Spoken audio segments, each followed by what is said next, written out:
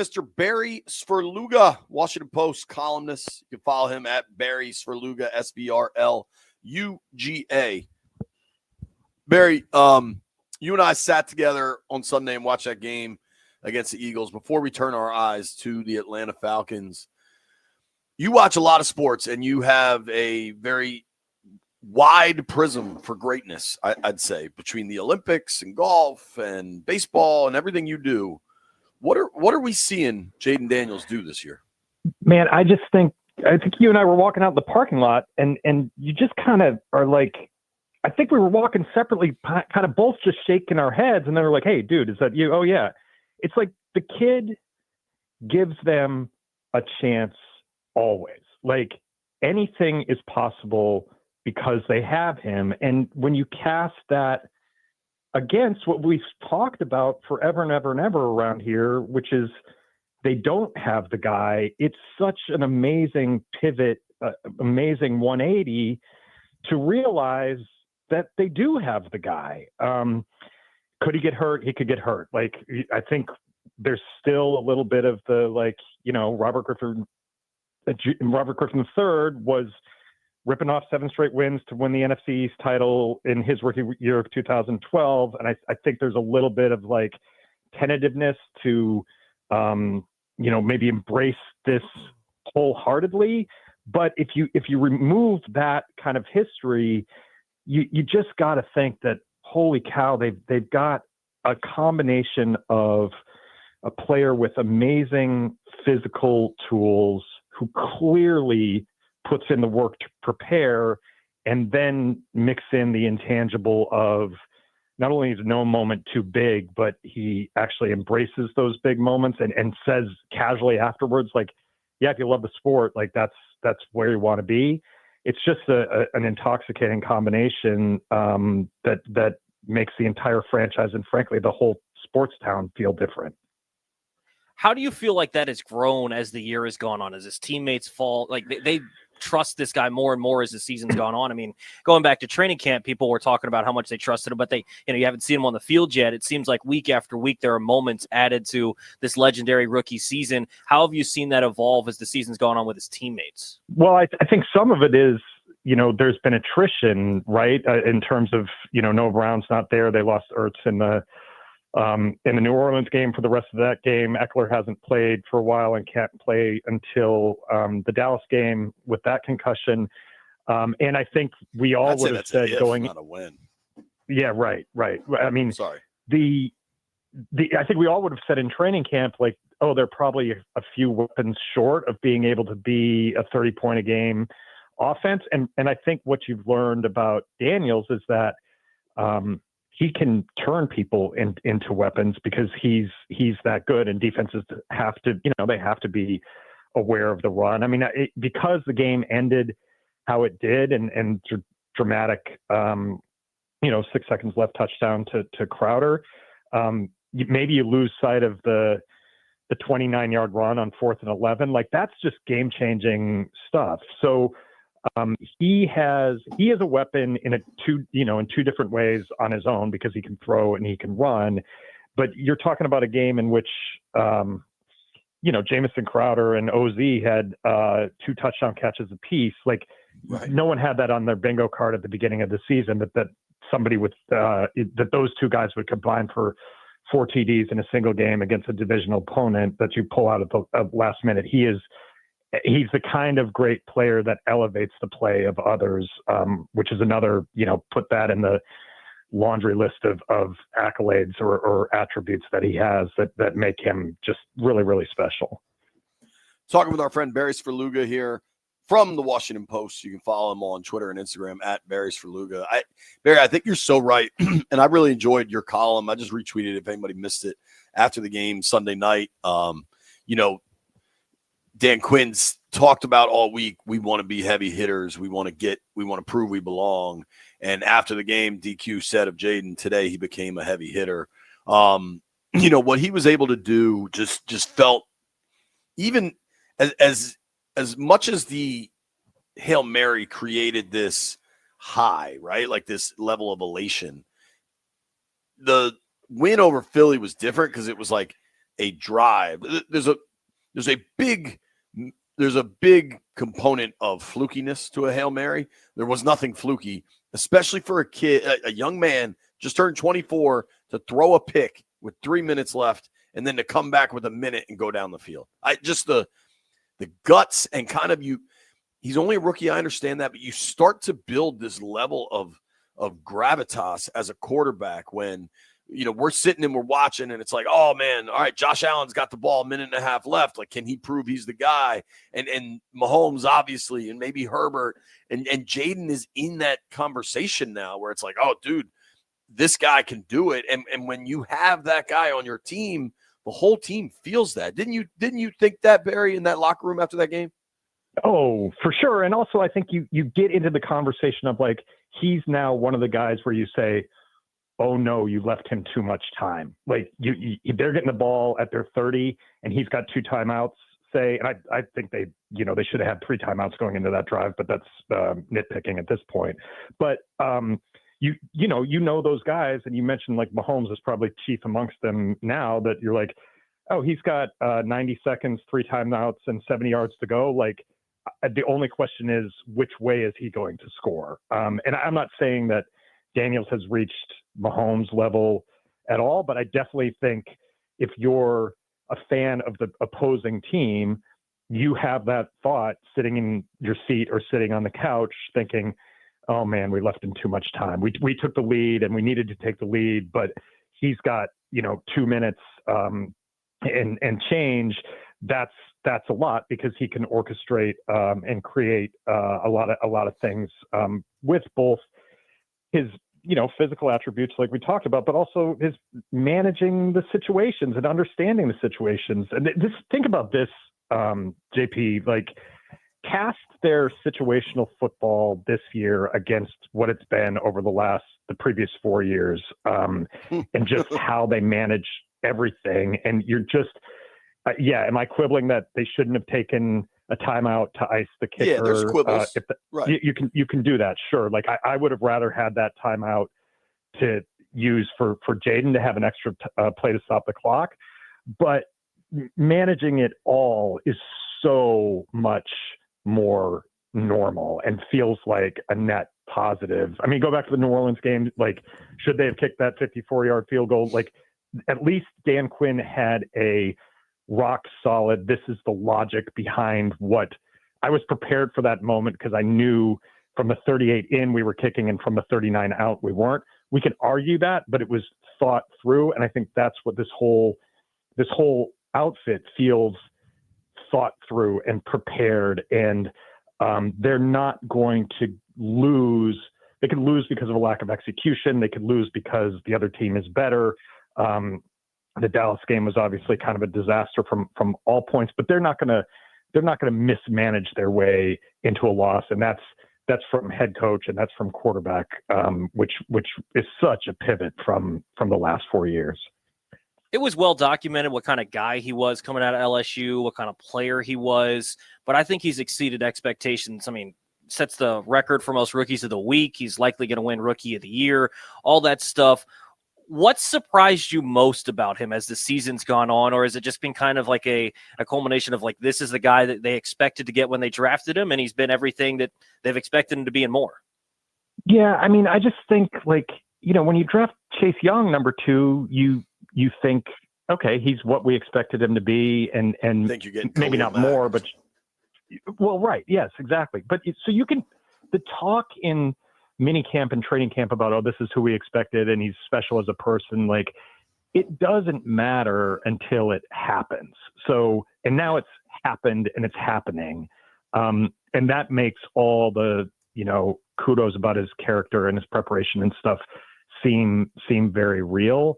But I think the thing that, I don't know if stuns is the right word, but kind of I'm pleasantly surprised by is the matter of factness that he takes all this in. Like he expected to take that ball and go down the field and win that game the other day, and then afterwards, all he talks about is, I love winning, so this feels good, but it's not in a he's in no way overwhelmed by any of it, not by the situation that's presented him right in front of him, and also not by the aftermath. And I think some of that is because, like, you can see Terry McLaurin's like absolute joy because he's having a career season, but and joy because he knows who his quarterback is going to be, which he's never known from year to year or week to week. But he also has been through all the crap around here for the first 5 years of his career. And so he, like the fan base, realizes what a pivot this is. He didn't catch the game-winning touchdown. I mean, he had a touchdown catch that was an amazing, amazing catch, Willie Mays style. But you can just feel and sense his kind of joy for, you know, how much stuff has changed, what winning feels like, what mark. They've never been ahead of a season like this. Yeah, I know they haven't clinched a playoff berth, but they have been pointed toward the playoffs and in playoff position for most of the season, the whole year. Right, exactly. Right. Which is just completely different than it's been before. And Terry, like, standing there and saying, man, we got the guy, is kind of, that's like in lockstep with the fan base of like, we're unwrapping this present and it's exactly what we wanted. It's just an amazing feeling. It really is. Talking with our friend Barry Svrluga from the Washington Post. You can read his columns, WashingtonPost.com. Check out his work at Barry Svrluga. It's fascinating now, the storylines you get with Atlanta coming back. And I think because Jayden has been so impressive, and I think because just kind of as an NFL collective audience, whether, you know, you kind of work around it or you just watch it and enjoy it as a fan, we're so preconditioned to care most about offense and the play design and the play caller and the quarterback that maybe we don't really think about the defense as much. I think that's just like a natural state. Like, everybody plays fantasy football. It's just different. And I think we're in this weird spot with Dan Quinn where he's been really good. And to your earlier point about the kick in New Orleans, I supported it because it is consistent with how they've coached and attacked. And I think DQ was like, no, we knew exactly from that yard marker we were going. And it was something we determined before the game. Even when they mess up, like when DQ went for it 4th and 2 in Philly on the Thursday nighter, like I can come up with, like you were saying earlier, some quibbles. We can pick some nits. I think they had some flaws both in the 2 minute before halftime and in the last minute with last week. But all of that said, like we're kind of finding flaws in what has been a really, really strong body of work for Dan Quinn. And, dude, he wasn't probably the top pick for most fans when he got the job last year. And what he has built from an environment, like an ecosystem of football out here, everybody is all the way buying in. And I understand that, like, our job in the media is somewhat to be skeptical and to ask a lot of questions. But unless you're in it, you can't really feel how much all of the stuff is working, and Jayden's a huge component of that, right? But then think about this. This is a completely forgotten storyline because of Jayden and the playoffs and whatever else. DQ gets another shot at Atlanta, where everybody knows how painful that Super Bowl loss must have been. And then eventually, I think it was 2 years later, he gets fired in season. He'll probably poo-poo it, not really talk about it. It's got to mean something, Barry. It's got to. And I also think, you know, you're right. Like, I definitely was not they should hire Dan Quinn person. I was very, very, very much on the Ben Johnson specifically and offensive guy in general, because you lock the head coach with the quarterback and you put him as one, and you don't get into a Chicago Bears situation where now you have the quarterback, but you fired the coordinator, then you fired the coach, and you're completely out of step, and that can mess with the kid's career. And then, you know, the flip side of you do hire a defensive coach, and we're going to deal with this question coming up. If the quarterback develops under an offensive coordinator, does the offensive coordinator get a look elsewhere as a head coach? We're going to probably have to be reporting on that with Cliff Kingsbury this offseason. But what impressed me about Quinn when he got here was his willingness to admit and embrace that, look, I got fired in Atlanta for a reason, and it's not my job now to complain about what the circumstances were and what the health of the team was and why did we get off to a bad start. Why did we collapse in the Super Bowl? I'm not going to complain about those circumstances. I'm going to look back on them and scrutinize them and go into my next job not trying to recreate my last job, but to be better. And not to pick on Ron Rivera, who's very, very easy to pick on. But I think because he got fired in the middle of the season in Carolina and immediately was like essentially being interviewed by Dan Snyder and being told, I want a coach-centric model. You happen to be available. I'm going to give you the keys to everything. He never had that either ability to or didn't make the choice to go back and review what went wrong in Carolina and really just hung, everything on the laurels, the good things that he did there. Yeah, we went to the Super Bowl when Cam Newton was playing at an MVP level and we went 15-1.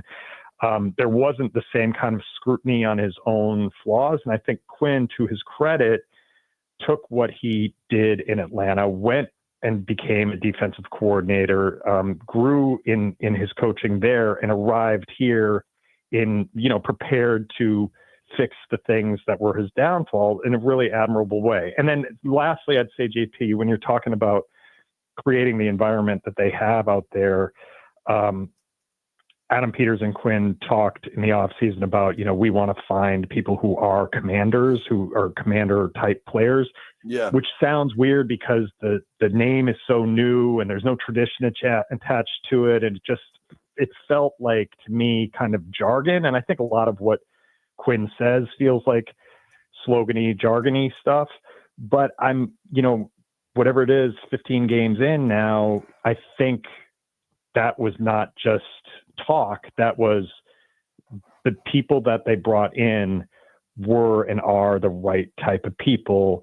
And that's helped create and, again, go back to what McLaurin was saying on Sunday, like there's one vision here. There's one from the top down, everybody in lockstep. Obviously some of that is because they're winning, and it's, as anybody would admit, it's a lot easier to follow the lead when things are going right. But I do think there's something to the type of person that Peters brought in, both from a fitting into their play style, but also fitting into the locker room, that matters a lot in giving you the feeling that everybody's bought in the right way.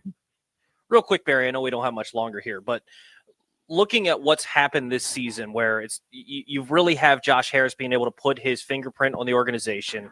You bring in Adam Peters, you bring in Dan Quinn, just like you were talking about. It seems like you figured out the quarterback. Now you have the RFK site. How important has this season and this year been to bring back this fan base? It's really hard to quantify, I think, because I do.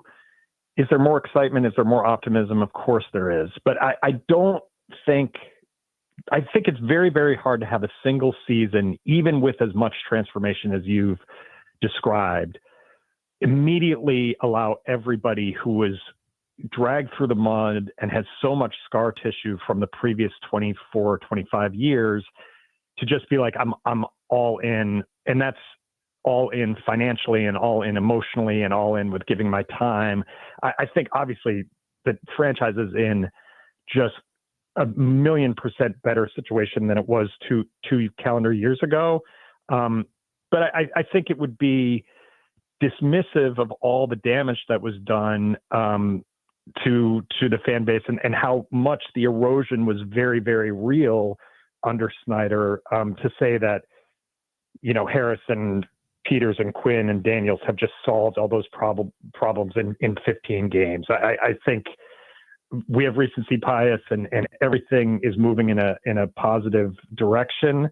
But that was real damage done over a long period of time. And to say that it was back to what it was, which, at one point there really was a wait list for season tickets. There's not a wait list for season tickets now. Like it can get to what it was, but I think we're jumping the gun to saying like, oh, that the erosion from the Snyder era has been fully built back up. It's going to take obviously more success, but I think it's going to take time too. Sure. Beryl, we appreciate you, brother. Merry Christmas. Thank you for joining us. Thanks, Barry. Merry Christmas, guys. See you on Sunday.